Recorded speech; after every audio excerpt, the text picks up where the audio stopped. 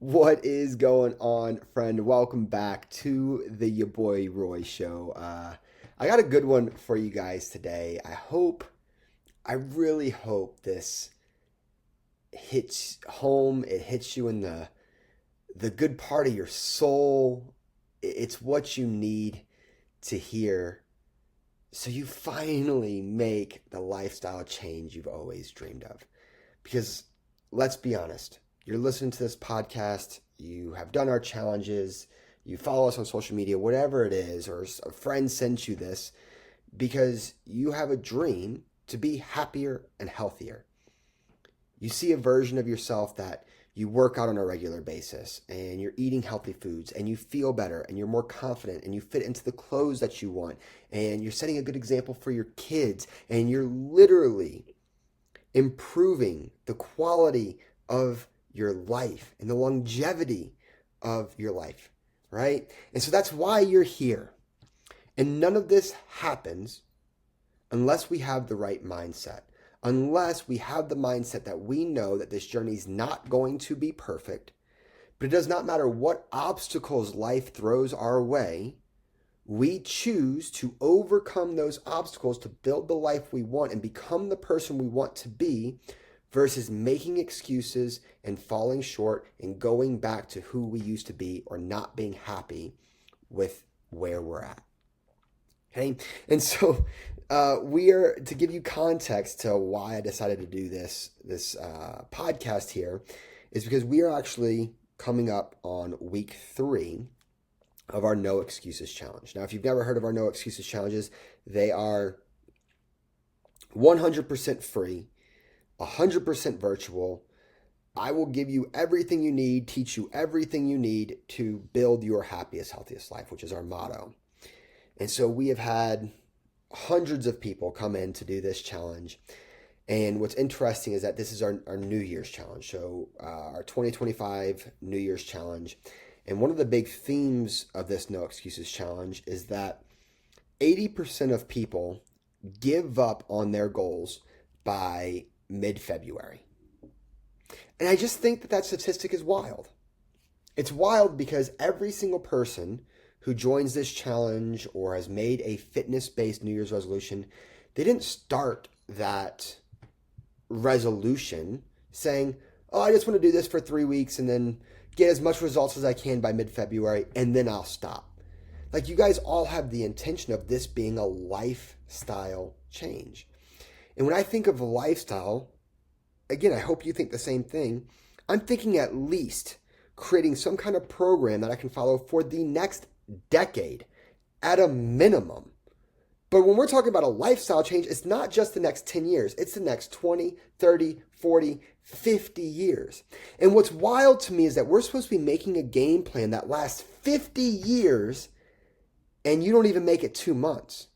Like, something is missing. And I hear it all the time. Roy, I know what I need to be doing. I'm just not doing it. But do you? Because if you really knew what you were supposed to be doing, then you would do the thing you need to do that you wouldn't give up when things got hard. You would actually stick with it. Something is missing. For most of you guys, it's the accountability piece. I'm just going to put that out there. But maybe the nutrition plan you've been trying doesn't fit your life. It's not something you can follow for the next 50 years.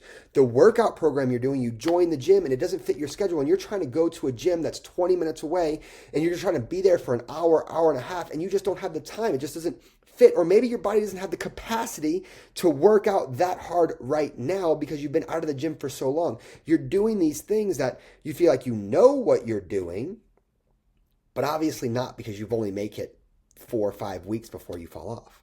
So that's your first wake-up call. And again, this is not to promote the No Excuses Challenge because we're already in the middle of it. You can't join it right now, but maybe the next one, right, if you're not already in it. But I say that because, again, the whole thought process behind the No Excuses Challenge is that you say you know what you need to be doing, you just need to do it. And hopefully it gives you the motivation to actually get started and to do the things, but I'll actually give you the information so you know that you're doing the right things to make this a lifestyle change. So anyways, we run so many of these No Excuses Challenge, and we have helped people lose 50 pounds, lose 100 pounds. We've helped people build muscle. We've helped new moms like regain their confidence, burn fat, like all of the things we have done. We have a proven system here that we know works. The issue, and the thing that always, I guess, is my kryptonite that I just can't let go, is that the majority of people give up on our 6-week challenge before week 2, which again goes with the statistic that everybody in the new year says, I'm going to be happier, I'm going to be healthier, I'm going to make this lifestyle change, and they give up by mid-February. Everybody joins our challenge saying, I'm going to do whatever it takes. This time it's going to be different. And yet most of them give up before week 3, which is wild to me, right? To give you everything you asked for. It's a free program. We're going to coach you. We're going to help you. We're going to give you nutrition. We're going to give you workouts that fit your life. All you have to do is just not give up. All you have to do is just not make excuses. That's it. Like, I couldn't make it any easier. Just don't make excuses, and eventually we will get you to where you want to be. Couldn't make it any easier, right? And so we're on week 2 right now. And sure enough, the messages are coming in of this excuse, that excuse. It's normal at this point. I wish it didn't aggravate me as much as it does, but it's still like, I just want to figure out how to get you to realize that you have been your own worst enemy, that you're holding yourself back. And so that's been like the motivation. All these messages coming in right now has been the motivation to do this podcast. And there's 2 messages in particular that I'm going to read to you. And I'm just going to read them. Okay? It's week 2. First message comes in. And it says, hello, Coach Roy. I want to check in with you because I missed quite a few days because of the flu. How should I proceed moving forward? That's the first message. Somebody, again, we're only on week 2. So if they've been sick a few days, they pretty much missed the first week of the challenge. You're excited. You joined this fitness challenge. You're going to crush it. You got sick for the first week. You message me, hey, Coach Roy, missed a couple days, been sick. What do I need to do? The second message that I got from a different person, hey, Coach Roy, haven't really been using the app the last week or as much as I would have liked to. You have an amazing program, but I've been sick, so I'm going to have to cancel.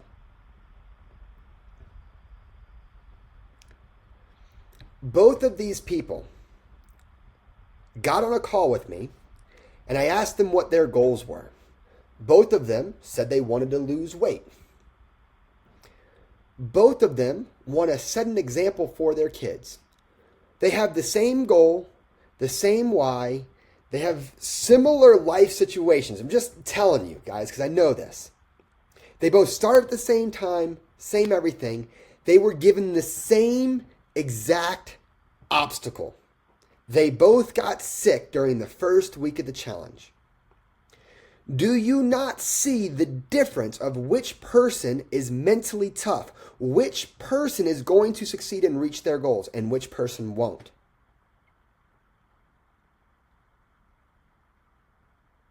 One person is making an excuse. I got sick. I haven't been using the app. I need to cancel. Another person got sick, hasn't been using the app, and said, what do I need to do to get the results? How do I finish this challenge strong? Same situation.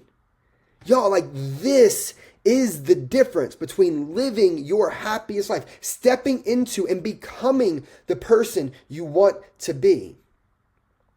This is no different than if your kid got sick and missed the first week of school and then went to their teacher and said, yeah, I missed the first week of school.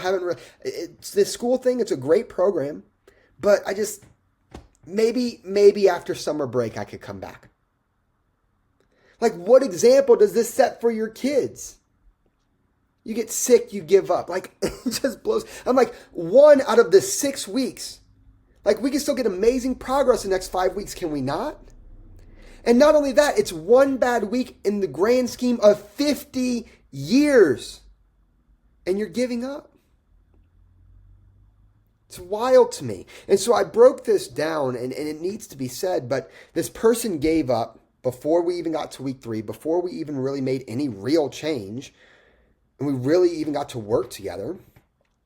But the wild thing to me is that what happens next for both these people?